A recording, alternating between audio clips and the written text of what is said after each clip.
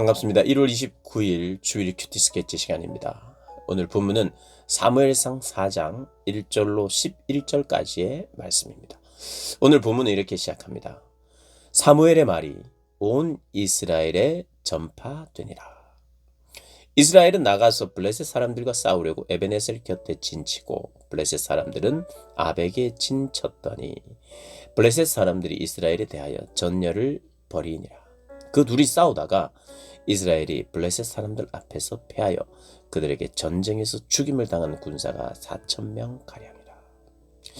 오늘 본문은 이스라엘이 이제 사사 시대를 지나면서 이스라엘이 블레셋과의 어떤 전투를 벌이는데 첫 전쟁이라고 할 수 있죠. 블레셋과의 전쟁. 성경이 소개되는 사무엘상에 소개되는 첫 번째 블레셋과의 전쟁인데요. 패배했어요. 블레셋 사람들 앞에서 패했다. 2절에 보니까. 그래서 전쟁에서 죽임을 당한 군사가 4,000명 가량이다. 첫 전쟁을 패했어요. 그러고 나서 그들이 생각합니다. 분석을 합니다. 왜 우리가 패했는가? 2절을 보니까 3절을 보니까 백성이 진영으로 돌아오매 패배하고 돌아왔죠. 살아남은 사람들이. 이스라엘 장로들이 이르되 여호와께서 어찌하여 우리에게 오늘 블레셋 사람들 앞에 패하게 하셨는가? 그리고 이제 어떤 결과, 지금 결과를 보고 그들이 선택한 방법이 뭐냐 하면 우리 다시 전쟁을 해야 되는데 이렇게 해야 된다라고 대안을 제시하는데 그게 이겁니다. 여호와의 언약궤를 실로에서 우리에게로 가져다가 우리 중에 있게 하여 그것으로 우리를 우리 원수들의 손에서 구원하게 하자 하니 이에 백성이 실로에 사람을 보내어 그룹 사이에 계신 만군의 여호와의 언약궤를 거기서 가져왔고 엘리의 두 아들 홈니와 비나스는 하나님의 언약궤와 함께 거기에 있었더라. 전쟁에 패배한 이유를 찾는 과정에서 그들의 생각과 방법은 법궤를, 하나님의 언약궤를 가져오는 것이다. 언약궤를 찾았어. 이것이 마치 하나님을 찾은 것 같은데 그런 게 없어요. 언약궤를 가져와야 우리가 구원을 받을 수 있다는 그런, 물론 이 안에 하나님을 찾는 것도 있을 수 있어요. 그런데 하나님을 찾는다라고 하는 그런 뉘앙스가 좀 적어요. 물론 여호와께서 왜 우리를 패배하게 하셨는가? 그것은 여호와의 궤를 가지고 않았기 때문이다 라고 하는 것 속에는 하나님을 찾는 마음도 있었을 거예요. 그러나 그것보다는 이 기운이 어떤 이 언약궤가 가진 기운이 있을 것이라는 생각을 하는 거죠. 그런데 거기에 이제 제사장이 옵니다. 홈리와 비느하스가. 홈리와 비느하스도 법궤를 들고 전쟁하기엔 처음일 거예요. 긴장도 됐을 것이고 두려움도 있었을 것이에요. 다 가져왔는데 5절에 여호와의 언약궤가 진영에 들어올 때, 이제 전쟁 진영에 들어올 때 온 이스라엘이 큰 소리로 외치며 땅이 울렸다. 땅이 진동할 정도로 큰 소리로 외쳤다.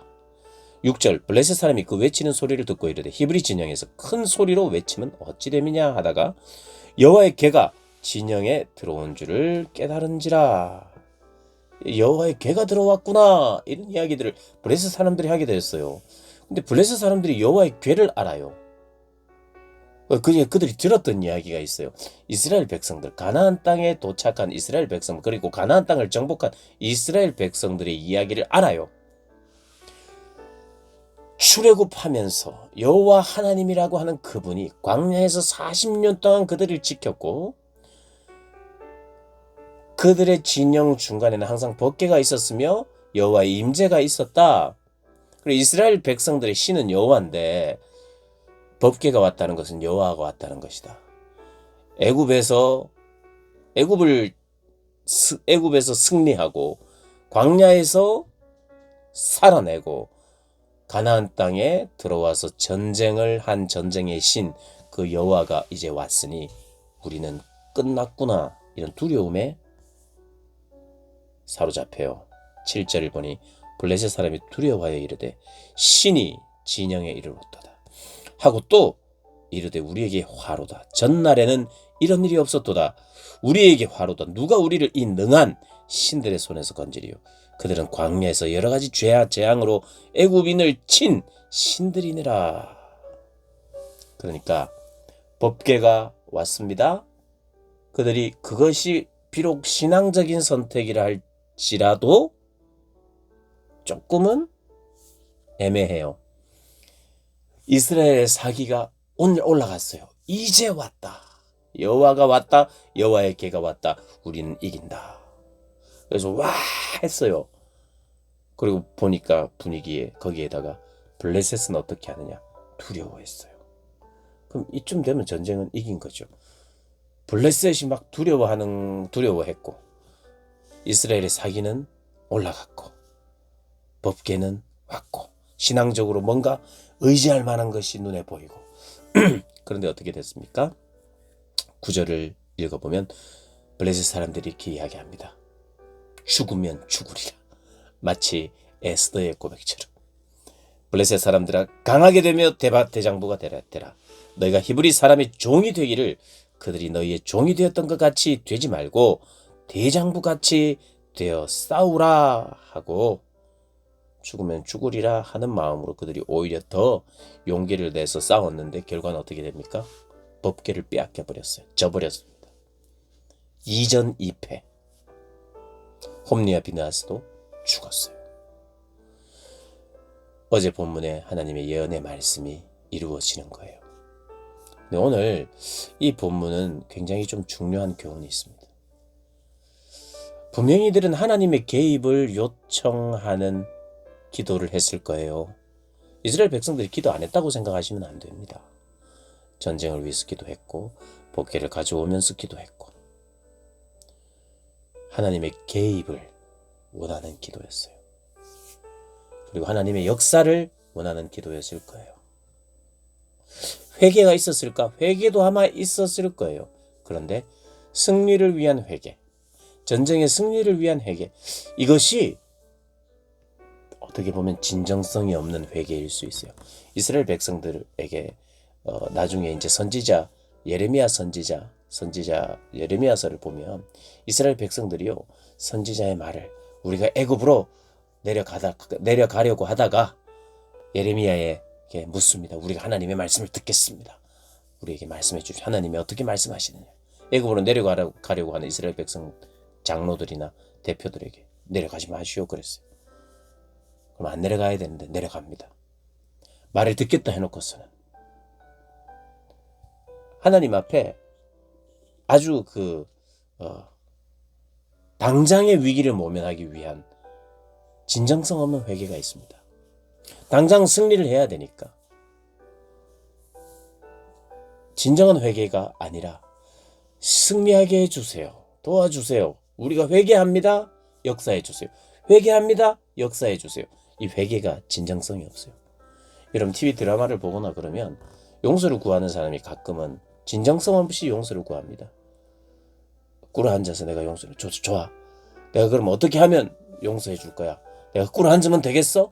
하면서 막 꿇어 앉고 뭐든지 할게 용서해 줘. 진정성이 없어요. 꿇어 앉든 그의 태도가. 하나님께서는 정말 진정성 없는 회개를 받지 않으시는 것 같아요. 받지 않습니다. 그냥 위기 대처를 위해서 하나님 앞에 하나님을 찾는 것 같이 또 회개하는 것 같이 그러나 하나님 이걸 원하세요. 진정성 있는 삶, 평소의 삶으로 너의 진정성을 보여라. 그리고 회개는 어떻게 하는 것이냐? 철저히 하나님 앞에 내가 잘못했다는 것을 깨닫고 용서를 구하는 것이에요. 내가 용서를 구할 테니 성공해 주세요가 아니라 성공하게 해주세요. 용서를 구할게요. 이게 아니라 내가 잘못했고 하나님의 마음을 아프게 했고 어떻게 보면 나는 어떻게 돼도 내가 성공하는 것이 중요한 것이 아니라 하나님이 용서해 주시는 것이 중요하고 하나님 나와 함께 하시는 것이 중요합니다라는 게 이게 진짜 회개인데 이스라엘 백성들은 그러지 않았어요. 방법을 찾는다고 찾고 법궤를 가져오긴 했는데 승리를 위한 하나님을 찾는 것일 뿐 승리를 하면 하나님을 안 찾을 거예요. 하나님은 그런 관계를 원하지 않습니다. 그래서 모든 게 승리의 조건이 되는 것 같아요. 신앙적인 선택을 해보였고 하는 것처럼 보였고, 그리고 이스라엘 사기는 믿음은 확신은 더 컸고, 블레셋은 사실은 두려워했고, 이 삼박자가 다 맞아서 져야 되는데 블레셋이 이겼죠. 하나님이 일하지 않으셨던 거예요. 이스라엘 백성들 때문에. 오늘 우리가 그것을 교훈 받아야 합니다. 우리가 진정성 있는 신앙생활 무엇인지, 인격적인 신앙생활, 입장 바꾸어 놓고 생각해 보면 인격적인 대답을 찾을 수 있을 거예요. 내가 사람을 대할 때 내가 그 사람에게 무엇을 원하는가, 진정성 있는 마음이 느껴지는 그런 거 원하지 않습니까? 우리 사람이 사람을 싫어하고 사람을 미워하고 하는 이유가 뭐예요? 진실되지 못할 때 그렇잖아요. 나에게 진실되지 못하면 우리는요, 그 사람 믿지 않잖아요. 보기 싫어하지요. 함께하기 싫어합니다. 마음에 진실함이 없는 사람을 그 누구도 좋아하지 않아요. 근데 하나님 앞에서 우리가 진실성이 없다, 그럼에도 불구하고 하나님이 나를 좋아해 주기를 원하고 함께하기를 원한다면 그건 인격적인 분이 아니에요. 인격적인 분은 그렇지 않습니다. 진실과, 그러니까 진실을 기반으로 해서 사귐이 있고 교제가 있는 것이죠. 진실됨으로 하나님과 사귐이 있는 저와 여러분 되시길 주님의 이름으로 축복합니다.